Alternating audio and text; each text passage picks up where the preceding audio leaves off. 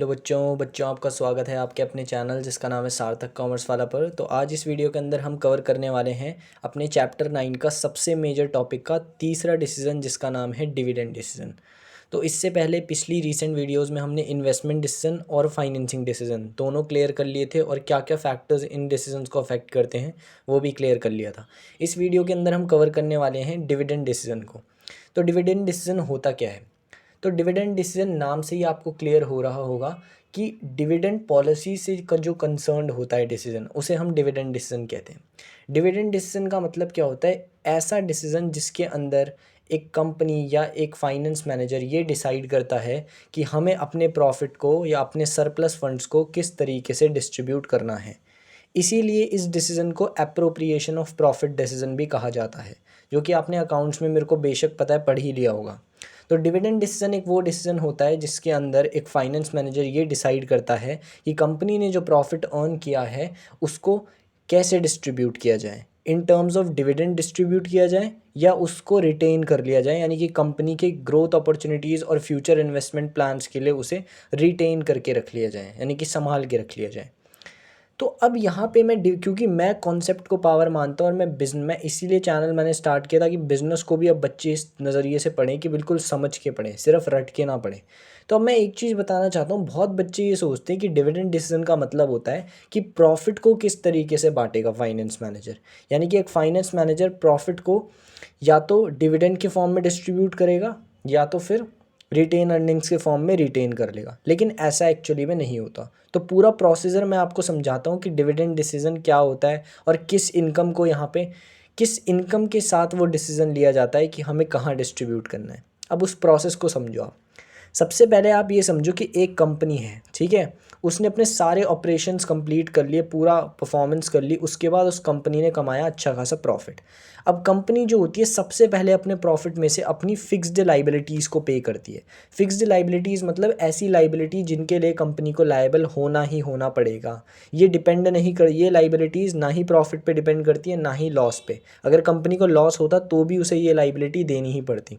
तो सबसे पहले ना कंपनी अपने प्रॉफिट में से ये डिसाइड नहीं करेगी कि इसे इसे उन्हें डिविडेंड की फॉर्म में डिस्ट्रीब्यूट करना है या रिटेन करना है। नहीं, सबसे पहले डिविडेंड डिसीजन नहीं होगा। सबसे पहले इस प्रॉफिट में से कंपनी अपनी फिक्स्ड लाइबिलिटीज़ को पे करेगी। अब फिक्स्ड लाइबिलिटीज़ का मतलब जैसे क्रेडिटर्स और लेंडर्स, जिनको पेमेंट करनी ही पड़ेगी एक कंपनी को। तो सबसे पहले ना कंपनी अपने प्रॉफिट में से जितनी भी लेजिटिमेट पार्टीज़ होती हैं और जितने भी ऐसे क्लेमेंट्स हैं जो एक कंपनी की फिक्स्ड लाइबिलिटी हैं, उनको पहले इस प्रॉफिट में से पैसा निकाल के देती है। ठीक है, अब जितनी सारी पार्टीज़ हैं जो फिक्स्ड लाइबिलिटीज़ थी, जब उनको इस प्रॉफिट में से उन्होंने पैसा दे दिया तो फिक्स्ड लाइबिलिटीज़ को पे करने के बाद अब कंपनी के पास जो बचा हुआ पैसा होता है, यानी कि बचा हुआ पैसा, ठीक है, जितनी भी फिक्स्ड लाइबिलिटी थी उन्हें प्रॉफिट में से पेमेंट देने के बाद जितना भी अब मनी बचा ना, उस मनी को हम कहते हैं रेसिडुअल इनकम। क्या कहते हैं उसे? हम रेसिडुअल इनकम। और ये रेसिडुअल इनकम का मतलब होता है बचा कुचा पैसा। अब बस एक पार्टी है जिसे पैसा नहीं मिला है, वो है इक्विटी शेयर होल्डर। क्योंकि मैंने आपको ऑब्जेक्टिव ऑफ फाइनेंशियल मैनेजमेंट में भी समझाया था कि फाइनेंशियल मैनेजमेंट का ऑब्जेक्टिव वेल्थ मैक्सिमाइज करना क्यों होता है इक्विटी शेयर होल्डर की। क्योंकि इक्विटी शेयर होल्डर्स वो पार्टी होती है जिन्हें सारी लेजिटिमेट पार्टीज़ की पेमेंट होने के बाद पैसा सबसे आखिरी में मिलता है। तो अब क्या होता है, डिविडेंड डिसीजन में फाइनेंस मैनेजर सिर्फ ये नहीं सोचता कि प्रॉफिट में से पे करें, प्रॉफिट में से डिविडेंड दें या उसे रिटेन करें। नहीं, वो जो बची हुई इनकम है, ये जो इसे हम रेसिडुअल इनकम कहते हैं, इसमें से वो अब ये डिविडेंड डिसीजन लेगा दैट इस रेसिडुअल इनकम का, इस बचे कुचे पैसे का करना क्या है। वेदर इसे डिविडेंड की फॉर्म में डिस्ट्रीब्यूट कर देना है या वेदर इसे रिटेन कर लेना है ऑर्गेनाइजेशन या कंपनी के फ्यूचर प्लान्स के लिए। तो ये होता है डिविडेंड डिसीजन। यानी कि डिविडेंड डिसीजन कंपनी के प्रॉफिट से नहीं लिया जाता, डिविडेंड डिसीजन कंपनी की रेसिडुअल इनकम के बिहाफ पे लिया जाता है, रेसिडुअल इनकम से लिया जाता है कि वो जो बचा हुआ पैसा है सारी फिक्स्ड लाइबिलिटीज़ को पे करने के बाद, वो बचा हुआ पैसा क्या एक फाइनेंस मैनेजर डिविडेंड की फॉर्म में डिस्ट्रीब्यूट कर देगा, ठीक है, अपने इक्विटी शेयर होल्डर्स को सेटिस्फाई करने के लिए, या ऑर्गेनाइजेशन के फ्यूचर और ग्रोथ अपॉर्चुनिटीज़ के लिए उन्हें रिटेन कर लिया जाएगा उस पैसे को। तो तो ये होता है डिविडेंड डिसीजन। यानी कि डिविडेंड डिसीजन के अंदर एक फाइनेंस मैनेजर ये डिसाइड करता है कि रेसिडुअल इनकम को वेदर डिस्ट्रीब्यूट किया जाए in the form of dividend, ताकि इक्विटी शेयर होल्डर को सेटिस्फाई कर लें ऑर्गेनाइजेशन, या वेदर उसे रिटेन किया जाए। ठीक है, तो ये हमारा डिविडेंड डिसीजन होता है। अब यहाँ पे मैं आपको कुछ बेसिक कॉन्सेप्ट्स पहले ही बता देता हूँ। देखो, एक कंपनी के पास अगर फ्यूचर ग्रोथ अपॉर्चुनिटीज़ और इन्वेस्टमेंट प्लान्स हैं, यानी कि एक कंपनी को पता है कि हमें फ्यूचर में हमारे पास बहुत सी अपॉर्चुनिटीज़ आने वाली हैं और हमें पता है हमें कहाँ इन्वेस्ट करना है, तो एक कंपनी हमेशा अपनी रेसिडुअल इनकम को ज़्यादातर रिटेन ही करेगी, क्योंकि उसे क्लियर है कि हमारे पास बहुत सारी अपॉर्चुनिटीज़ हैं फ्यूचर में। तो वो फ्यूचर में उन अपॉर्चुनिटीज़ को ग्रैब करने के लिए और उन पे इन्वेस्ट करने के लिए अपनी रेसिडुअल इनकम को रिटेन करती है, बजाय इक्विटी शेयर होल्डर्स में बांटने के। ठीक है, जो कि बिल्कुल सही है, क्योंकि इक्विटी शेयर, अब आप कहोगे इक्विटी शेयर होल्डर्स सर कुछ कहेंगे नहीं क्या? Equity share holders are the real owners of the company. So owners कुछ नहीं कहेंगे, क्योंकि जब वो इन इन्वेस्टमेंट ग्रोथ अपॉर्चुनिटीज़ में इन्वेस्ट करेंगे तो आप खुद सोचो, क्या पता उन्हें 2x 3x रिटर्न मिल जाए 3 या 4 सालों के बाद। ठीक है, तो उन्हें उनका कैपिटल गेन भी हो सकता है, बड़ा गेन भी हो सकता है। तो इसीलिए इक्विटी शेयर होल्डर ओनर्स हैं, उन्हें कोई इससे दिक्कत नहीं होती, क्योंकि जब उन्होंने इतना बड़ा अमाउंट लगाया होगा किसी भी बिजनेस के अंदर, तो उन्हें पता है कि रिस्क हर जगह है। ठीक है, तो याद रखना कि कुछ मैं कॉन्सेप्ट्स आपको बता रहा हूँ ताकि जब मैं आपको फैक्टर्स समझाऊँ तो आपको पहले ही क्लियर हो जाए। ठीक है, तो अगर एक कंपनी के पास इनफ फ्यूचर ग्रोथ अपॉर्चुनिटीज़ और इन्वेस्टमेंट प्लान्स हैं, तो हमेशा एक कंपनी अपनी रेसिडुअल इनकम को ज़्यादातर रिटेन करेगी और डिविडेंड की फॉर्म में काफ़ी कम डिस्ट्रीब्यूट करेगी। लेकिन वहीं अगर एक कंपनी को लगता है कि उनके पास ग्रोथ अपॉर्चुनिटीज़ इतनी ज़्यादा नहीं है अभी फ्यूचर में, और वो कंपनी चाहती है कि हम अपने इक्विटी शेयर होल्डर्स को सेटिस्फाई करें, यानी कि उनको सेटिस्फाई करें उनकी वेल्थ को मैक्सिमाइज़ करके, तो उस केस में वो कंपनी अपनी रेसिडुअल इनकम को डिविडेंड के फॉर्म में ज़्यादा डिस्ट्रीब्यूट करेगी और रिटेन बिल्कुल ना के बराबर करेगी, क्योंकि उनके पास फ्यूचर ग्रोथ अपॉर्चुनिटीज़ नहीं है। तो ये बेसिक कॉन्सेप्ट है, या जो बेसिक ऑल्टरनेटिव्स है जिनके बेस पे कंपनी एक डिविडेंड डिसीजन को डिसाइड कर पाती है। ठीक है, इसके बाद हम मेनली फैक्टर्स को पढ़ेंगे, और इसीलिए क्योंकि dividend decision is concerned with the appropriate distribution of residual income, therefore this decision is also known as residual decision. ये याद रखना बच्चों कि जो डिविडेंड डिसीजन होता है उसमें रेसिडुअल इनकम में से सोचता है फाइनेंस मैनेजर, बची हुई इनकम में से, बचे हुए प्रॉफिट में से। ठीक है, तो इसीलिए इस डिसीजन को रेसिडुअल डिसीजन के नाम से भी जाना जाता है। ठीक है, अब बात करते हैं हम फैक्टर्स अफेक्टिंग डिविडेंड डिसीजन, यानी कि कौन कौन से वो फैक्टर्स होते हैं जिनको एक फाइनेंस मैनेजर पहले मद्देनज़र रखता है और एनालाइज करता है डिविडेंड डिसीजन को लेने से पहले।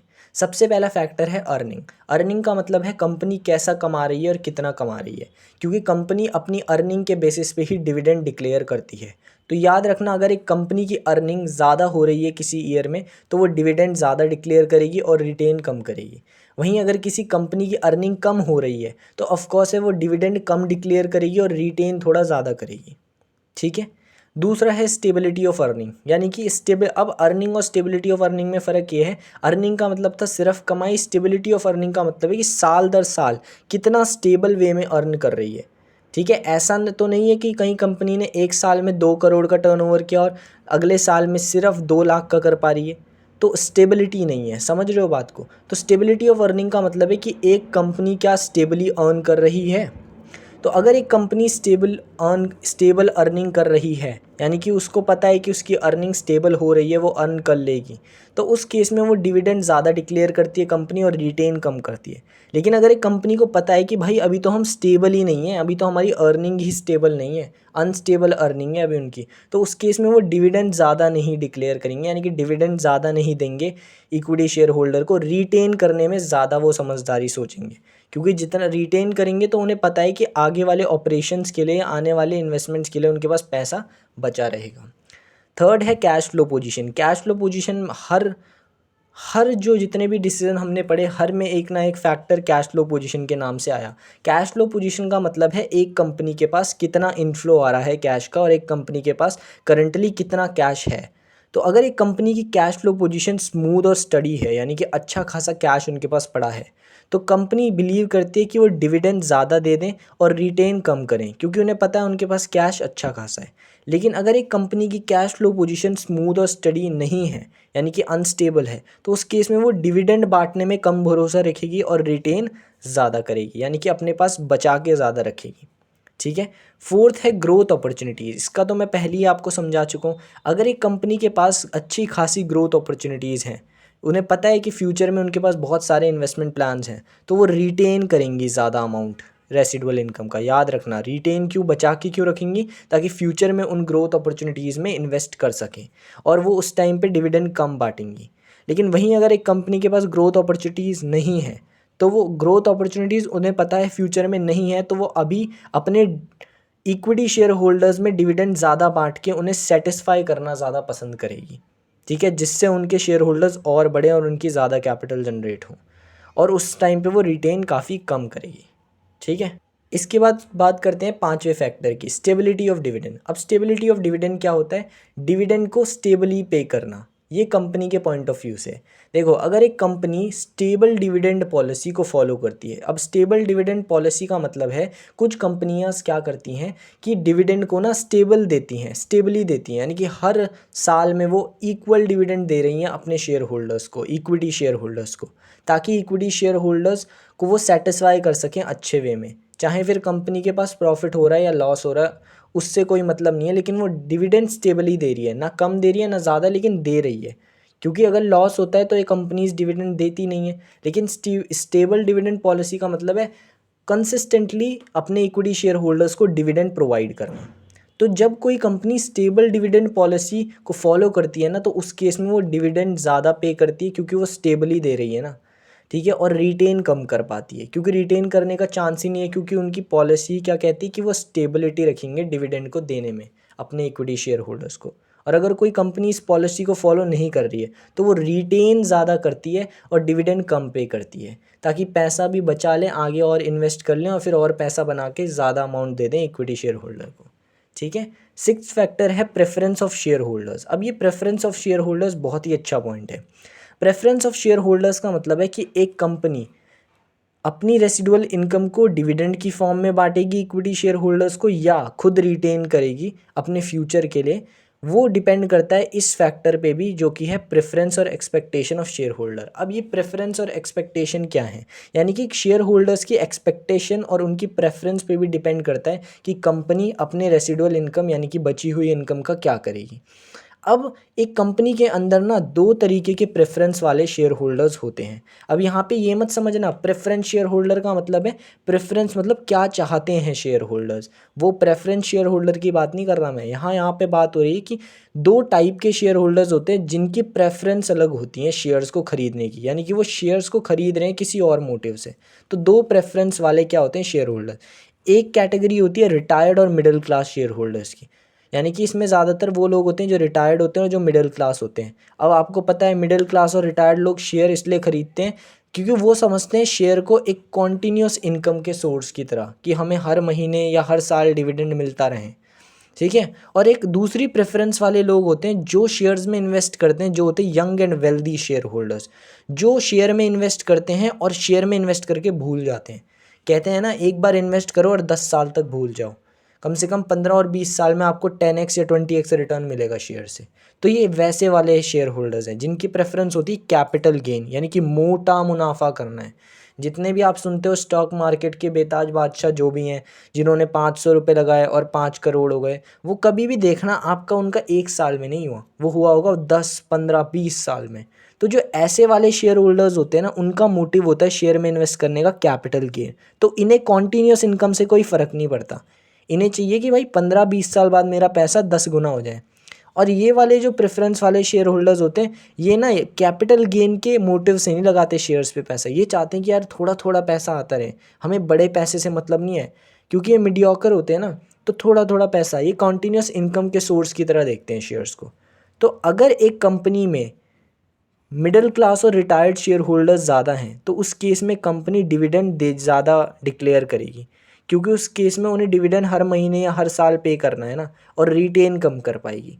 लेकिन अगर एक कंपनी में young and wealthy share holders mindset वाले ज़्यादा लोग हैं, तो कंपनी को पता है कि ये तो कैपिटल गेन की सोच के बैठे हैं, तो इन्हें हर साल डिविडेंड से कोई मतलब भी नहीं है, और उतना डिविडेंड से तो इनका कुछ होगा भी नहीं क्योंकि ये वेल्दी हैं। तो इस केस में कंपनी रिटेन ही कर लेती है आधा से ज़्यादा जो अपनी रेसिडुअल इनकम है, डिविडेंड देती नहीं है। फिर उस रिटेन अर्निंग को कहीं और इन्वेस्ट करती है, और उससे जब इनका काफ़ी ज़्यादा पैसा बनता है कंपनी का, तो उस पैसे से ये इन्हें कैपिटल अमाउंट प्रोवाइड करती है 10 या 5 साल बाद। ठीक है, तो ये होता है कि किस हिसाब के शेयर होल्डर है एक ऑर्गेनाइजेशन में या कंपनी में, उस हिसाब से भी कंपनी अपनी डिविडेंड पॉलिसी को डिसाइड करती है। 7वां पॉइंट है टैक्सेशन पॉलिसी। टैक्सेशन पॉलिसी पे भी डिपेंड करता है कि एक कंपनी किस तरीके से अपनी रेसिडुअल इनकम को बांटेगी। ठीक है, अब टैक्सेशन पॉलिसी क्या है? देखो, जनरली ना कंपनी जो डिविडेंड पे करती है इक्विटी शेयर होल्डर्स को, वो डिविडेंड एक टैक्सेशन इनकम होती है, यानी कि कंपनी को इस डिविडेंड पे टैक्स भी पे करना पड़ता है। ठीक है, अब जो इक्विटी शेयर होल्डर्स जिनको ये डिविडेंड मिल रहा है, उनको तो उतना ही मिलेगा जितना उनको मिलना था, लेकिन कंपनी जितना ज़्यादा डिविडेंड कंपनी देगी उतना ज़्यादा उस पर उन्हें क्या देना पड़ेगा? टैक्स देना पड़ेगा। तो इस केस में कंपनी का लॉस होने लगता है। तो इसीलिए टैक्सेशन पॉलिसी पे भी कंपनी का टैक्सेशन पॉलिसी भी एक ऐसा फैक्टर है जिसके बेसिस पे कंपनी अपनी डिविडेंड पॉलिसी को डिसाइड करती है। तो अगर टैक्स रेट हाई होते हैं ना, या गवर्नमेंट ने टैक्स रेट हाई करे, तो उस केस में कंपनी रेजिस्ट करती है कि वो डिविडेंड ना दे, तो इसलिए वो डिविडेंड कम डिक्लेयर करती हैं और रिटेन कर लेती है, क्योंकि उन्हें पता है अगर वो ज़्यादा डिविडेंड देंगी तो टैक्स भी ज़्यादा देना पड़ेगा, जिससे उनकी कॉस्ट ज़्यादा बैठेगी। और जब टैक्स रेट लो होता है गवर्नमेंट के द्वारा, तो उस केस में वो डिविडेंड ज़्यादा डिक्लेयर करती है, क्योंकि उन्हें पता है टैक्स थोड़ा बहुत ही देना पड़ेगा, तो हम दे देते हैं डिविडेंड, और रिटेन कम करती है। ठीक है, 8वां पॉइंट है access to capital market consideration, यानी कि अब ये पॉइंट समझने वाला होता है। Access to capital market consideration का मतलब है एक कंपनी का कितना नाम है मार्केट में। ठीक है, अब इसका मतलब क्या है? आप सभी को पता है, फॉर एग्जांपल मान लो ये कंपनी है टाटा। अब आपको पता है टाटा का बहुत नाम है, टाटा अब अगर अपने शेयर्स इशू करती है या फ्रेश शेयर्स इशू करती है, तो लोगों में टाटा की बहुत ही ज़्यादा डिमांड है। लोग पागलों की तरह उसके शेयर्स खरीदेंगे, और ओवर सब्सक्रिप्शन का केस भी हो जाएगा टाटा के केस में। लेकिन ऐसी जो कंपनीज़ होती है ना, उन्हें पता होता है कि हमारी गुडविल काफ़ी है मार्केट में, तो अगर हम अपना डिविडेंड दे भी देते हैं ना, हम अपनी रेसिडुअल इनकम को डिविडेंड की फॉर्म में दे भी देते हैं अपने इक्विटी शेयर होल्डर्स को, तो हम शेयर कैपिटल के थ्रू अपनी काफ़ी कैपिटल जनरेट कर लेंगे अपने फ्यूचर अपॉर्चुनिटीज़ या ग्रोथ प्लान्स के लिए। ठीक है, तो access to capital market consideration का मतलब है कि कुछ कंपनीज ऐसी होती है जिनकी मार्केट में ना बहुत बढ़िया पहचान होती है, मार्केट में उनका नाम चलता है, और उनके शेयर्स की ना डिमांड होती है लोगों में। तो ऐसी कंपनीज जो होती है ना, उन्हें पता है कि वो मार्केट से इजीली कैपिटल जनरेट कर लेंगी, तो इसीलिए वो जो भी उनकी रेसिडुअल इनकम है ना, वो उसको रिटेन ज़्यादा करने में भरोसा नहीं करती, वो उसे डिविडेंड की फॉर्म में डिस्ट्रीब्यूट कर देती है, क्योंकि उन्हें पता है कि हमारे लोग जो हैं हमारे शेयर्स के पीछे पागल हैं, और वो ख़रीद ही लेंगे हमारे शेयर्स। तो वो क्या करती हैं, अपने इक्विटी शेयर होल्डर्स को सेटिस्फाई कर देती हैं बाय डिक्लेयरिंग हाई डिविडेंड, और रिटेन अर्निंग्स अपनी कम कर देती हैं, क्योंकि they have easy access to the capital market. अब वहीं मान लो अपोजिट जाते हैं कि अगर एक कंपनी ऐसी है जो नई नई खुली है, उसकी कैपिटल मार्केट में अभी उतनी अप्रोच नहीं है, उतनी पहचान नहीं है, तो वो कंपनी क्या आपको लगता है ज़्यादा डिविडेंड देगी? नहीं देगी। वो अपनी रेसिडुअल इनकम में से ज़्यादा डिविडेंड नहीं देगी। वो कहेगी यार अभी तो मेरी पहचान भी नहीं है मार्केट में, लोग खरीदेंगे भी पता नहीं मेरे शेयर्स की नहीं, तो मैं रिटेन ज़्यादा कर लेती हूँ। ठीक है, तो वो कंपनीज जिनकी इजी एक्सेस नहीं होती कैपिटल मार्केट में, वो डिविडेंड कम डिक्लेयर करेंगी और जो रिटेनिंग्स है वो ज़्यादा करेंगी। वहीं एक कंपनी जिसकी अच्छी एक्सेस है कैपिटल मार्केट में, वो डिविडेंड ज़्यादा डिक्लेयर करेंगी और रिटेन कम करेंगी। ठीक है, इसके बाद बात करते हैं 9 point legal restrictions. Legal restrictions क्या है? ये भी एक पॉइंट है। जनरली मैं आपको इसके लिए थोड़ा एक अच्छा ब्रीफ देना चाहूँगा। जो कंपनी है ना, वो 2013 इंडियन कंपनीज एक्ट के द्वारा बनाई गई है। ठीक है, करंटली, यानी कि एक कंपनी जितनी भी रेगुलेशंस फॉलो करती हैं, जितने भी रूल्स फॉलो करती हैं, वो इस एक्ट के हिसाब से करती हैं। और कंपनी ना एक ऐसा फॉर्म ऑफ बिजनेस है जिस पे बहुत से रेगुलेशंस लगे रहते हैं, यानी कि बाध्यताएँ बहुत ज़्यादा होती हैं। तो अगर एक कंपनी पे लीगल रिस्ट्रिक्शंस ना बहुत ज़्यादा हैं, अब लीगल रिस्ट्रिक्शंस अलग बात है, कहने का मतलब है कि अगर एक कंपनी लीगली बहुत चर्चा में चल रही है, यानी कि उस पे लीगल रिस्ट्रिक्शंस बहुत ज़्यादा हैं, तो उस केस में वो डिविडेंड कम डिक्लेयर करेगी और रिटेन ज़्यादा करेगी। ठीक है, क्योंकि उस पर लीगल रिस्ट्रिक्शन यानी कि कानूनी तौर पे बहुत सारे रिस्ट्रिक्शंस हैं। लेकिन अगर एक कंपनी है जिस पे लीगल रिस्ट्रिक्शंस उतने ज़्यादा नहीं है, वो डिविडेंड ज़्यादा डिक्लेयर करेगी और रिटेन कम करेगी, क्योंकि उन्हें पता है उन पे रिस्ट्रिक्शंस उतने ज़्यादा नहीं है लीगली। ठीक है, तो लीगल रिस्ट्रिक्शन अगर एक कंपनी पे ज़्यादा होंगे तो वो डिविडेंड कम डिक्लेयर करेगी और रिटेन ज़्यादा करेगी। अगर एक कंपनी पे लीगल रिस्ट्रिक्शंस कम होंगे तो वो डिविडेंड ज़्यादा डिक्लेयर करेगी और रिटेन कम करेगी। ठीक है, इसके बाद अगला पॉइंट आता है कॉन्ट्रैक्टुअल कॉन्स्टेंट्स। कॉन्ट्रैक्टुअल कॉन्स्टेंट्स का मतलब है कि जब भी एक कंपनी किसी सेकंड पार्टी के साथ कोई कॉन्ट्रैक्ट करती है तो बहुत से लिमिटेशंस होते हैं कॉन्ट्रैक्ट्स के अंदर। अब फॉर एग्जांपल आप समझो, मान लो ये कंपनी है, इसने सेकंड पार्टी के साथ एक कॉन्ट्रैक्ट किया जहाँ पे इस कंपनी ने इस सेकंड पार्टी से कुछ पैसा लिया, मान लो 60 लाख या 1 करोड़ का। अब ये जो कंपनी है, जब इन्होंने अपना शेयर इशू किए मान लो मार्केट के अंदर, तो अब इन्होंने क्या किया, अब ये ना डिविडेंड ज़्यादा डिक्लेयर कर रही थी, लेकिन ये जो सेकंड पार्टी जिसके साथ इन्होंने कॉन्ट्रैक्ट किया था और जिससे इन्होंने 1 करोड़ रुपए लिए थे, अभी इन्होंने उनका पैसा वापस नहीं दिया कंपनी ने।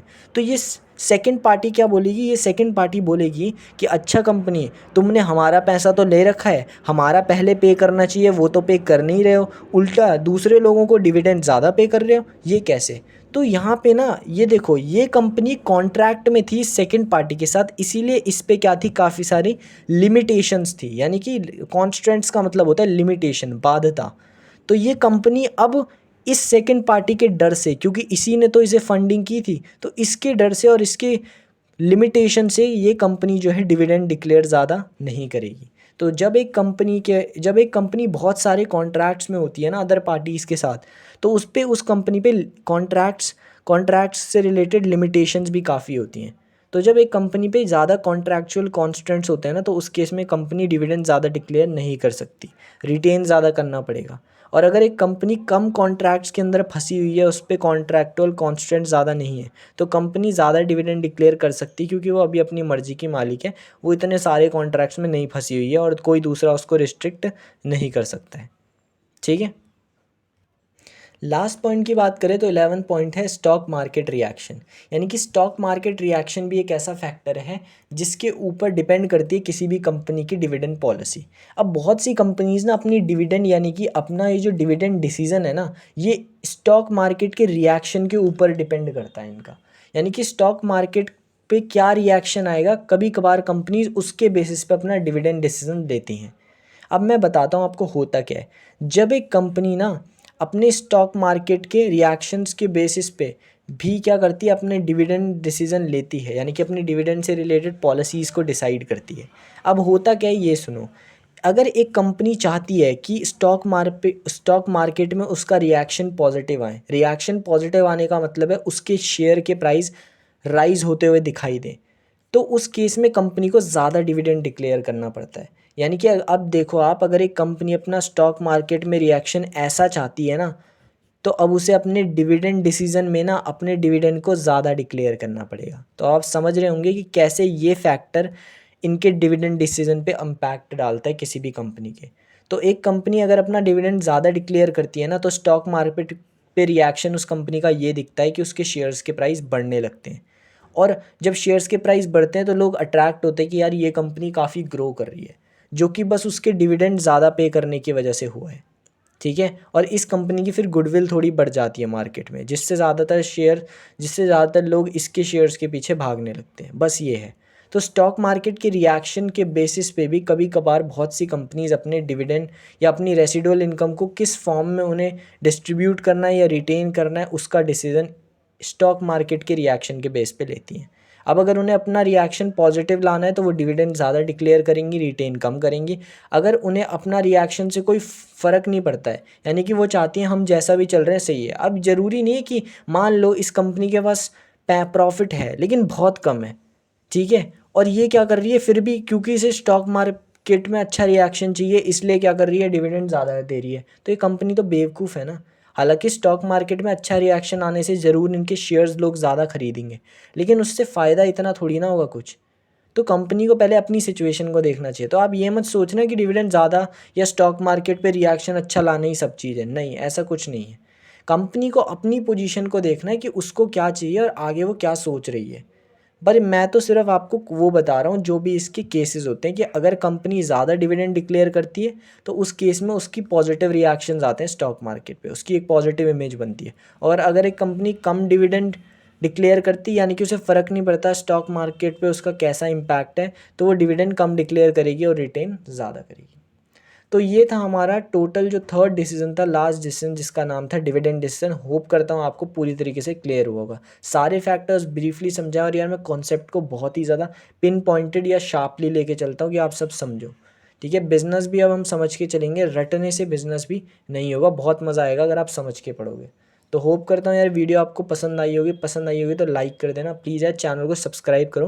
पिछली वीडियोस में बहुत कम व्यूज़ आ रहे हैं तो फिर भी मैं कंसिस्टेंसी मेंटेन कर रहा हूँ। तो यार प्लीज़ इस मेहनत को एक सपोर्ट तो बनता है। तो प्लीज़ सब्सक्राइब करो चैनल को और साथ साथ अपने दोस्तों के साथ शेयर करो अगर आपको लगता है कि कंटेंट बेनिफिशियल है। Okay bye.